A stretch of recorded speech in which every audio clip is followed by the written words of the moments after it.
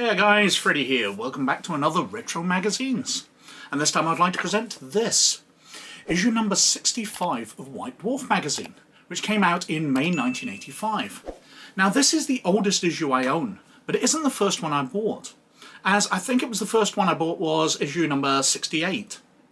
But I was fortunate enough to live near Glasgow, where there was a Games Workshop store. So on my next trip up to the city, I went in and I managed to pick up some back issues, including this one. So I have owned it for about the same time as my oldest issue, but it just wasn't the first one I picked up. Now this is from the era when Games Workshop and White Dwarf weren't just advertising Games Workshop games and weren't just pages and pages of Citadel miniature adverts. This is even before they supported just the role-playing games that Games Workshop shipped into the UK. Because while things like Paranoia were sold by West End Games everywhere else, in the UK they were published by Games Workshop as well, printed locally. As was Call of Cthulhu, which is normally by Chaosium, but in the UK it was Games Workshop as well. So they were published in White Dwarf magazine and supported by it for a long time after they sort of narrowed it down. But this is way back when Games Workshop were shipping in Dungeons & Dragons, for example, so they supported that. But they also support things like Traveller and a wide range of games from the time. Absolutely fantastic magazine and loads of great stuff in it. Now, as usual, I'll be sharing some of these on the Google Drive to my patrons of Laird or Librarian status. So if you'd like to join in the conversation and check some of those out, the Patreon link is in the description down below.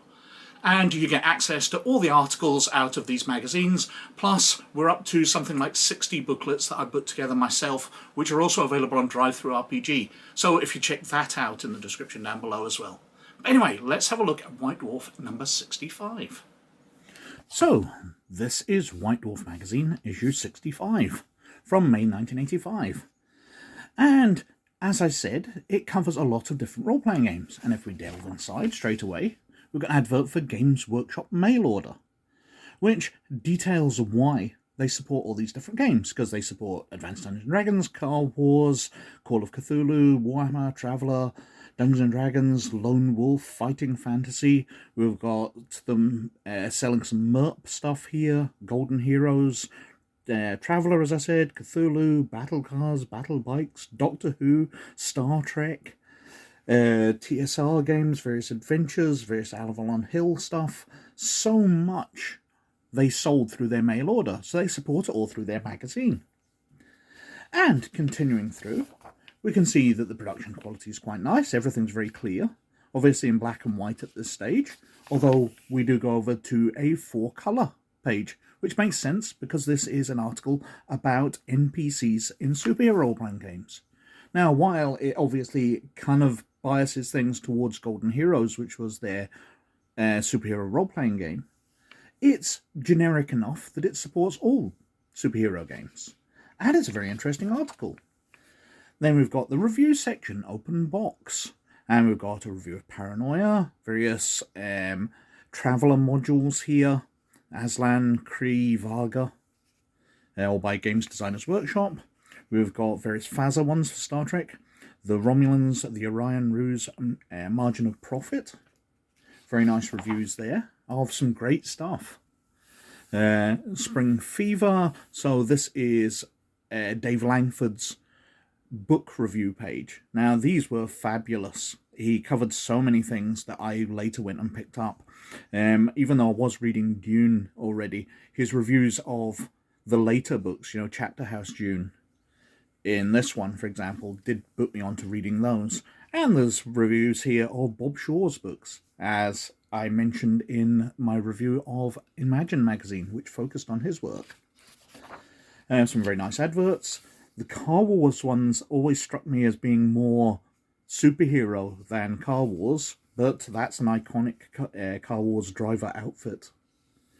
We've got an advert for Iron Crown Enterprises MERP here, the Middle-earth role-playing. Then we've got a story by Dave Langford, a short story, The Distressing Damsel. Advert for the Citadel Spring catalogue. Is Devium Games. I don't know if they're still around, but they used to be a big player on the UK market. If you wanted things imported from America, it was Esdevian Games you usually would go through. We've got a letters page, the fantastic Thrud the Barbarian comic strip by Carl Crutchlow. Amazingly funny. Basically a sort of big, dumb Conan the Barbarian type character who likes drinking and smashing things. But we've got he's building up a team in this one. So we've got basically Mr. T there.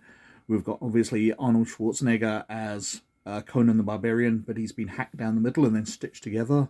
We've got the sexy female barbarian, and then we've got a were-rat, I think it is? No, were-hamster. So, at the full moon, he becomes a ravening hamster. These were 1 page per issue, but some of them were absolutely fantastic. We're on to a traveller adventure. Now, this one's a bit odd. It's kind of about being on a voyage, and it builds up lots of NPCs and various strangeness going on. But the twist at the end is basically it's all being filmed for a television program, Candid Camera. If anybody remembers that show, I think it was the 70s. I don't even think it was on until the 80s. Balancing Act, Why Rules and Role-Playing Don't Mix, by Mike Lewis. An interesting delve into why rules get in the way of role-playing, which I think we all know anyway. An AD&D adventure for 6 to 8 characters of levels 2 to 4. The Sahuagin Heel. I hope I'm pronouncing that right. Basically, the players are being hired by a trader because his sea routes are being hassled by an undersea species, the Sahuagin, and he wants the players to get rid of them so his trading routes can carry on. His crews are getting frightened off because they're constantly being attacked. It's a decent enough adventure. You know, a few pages long here. Some nice little maps of where they're coming from. Nothing too fantastic, but a useful little adventure you could throw your players into. We've got The Other Imperium, Civilian Organizations and Traveller by Michael Scott. And I'm guessing that's not the guy out of The American Office. A cartoon strip I never really got into, The Travellers. Obviously a Traveller-based one. Forecasting the Runes for Runequest enthusiasts. Fiend Factory, so monsters for AD&D. These are petty dwarves.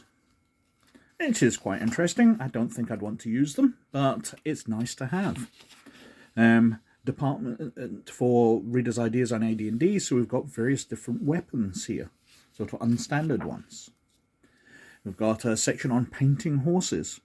Already, obviously, much of the magazine is being funded by Citadel Miniatures, and having painting guides in there was kind of useful.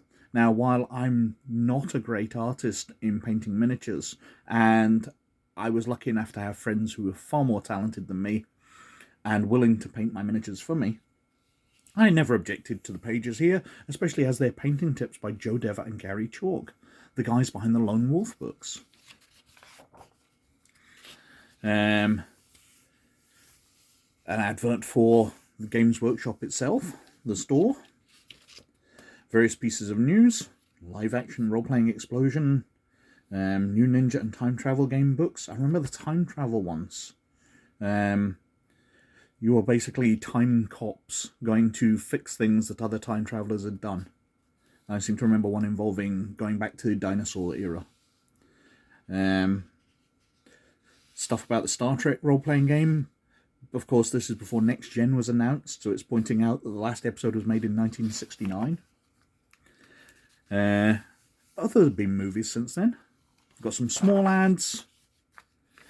Various other adverts, including one for the Lone Wolf book, Chasm of Doom, which was the 4th book. Yep, book 4. Lots more small adverts. We're getting towards the end here. An advert for Call of Cthulhu, and on the back cover we've got advert for Citadel Miniatures, but for the Fighting Fantasy. Now, it really does look quite basic when it's unpainted, but when it's painted up, that miniature still looks quite alright, even though it's a plastic sculpt, and therefore not that detailed. But cool stuff nevertheless. Now, White Dwarf at this time covered so many great games. The articles in it are vary, but there's some fantastic adventures in here, and like many of the magazines that I absolutely adore, it gave you a peek into games you hadn't bought yet and kind of enticed you in because you found an adventure interesting or an idea interesting, so you'd go out and buy the game. Now, the later issues of White Dwarf got better and better before it became the advertising pamphlet for Citadel Miniatures that it is today. A sad shadow of what it once was. But anyway, I think I've whittled on for quite long enough. It's a great magazine. If you can find it online, I believe you can buy these through various sites. You can buy back issues. They're definitely worth checking out. But anyway, most of all, you look after yourselves. And I'll catch you later. Bye now.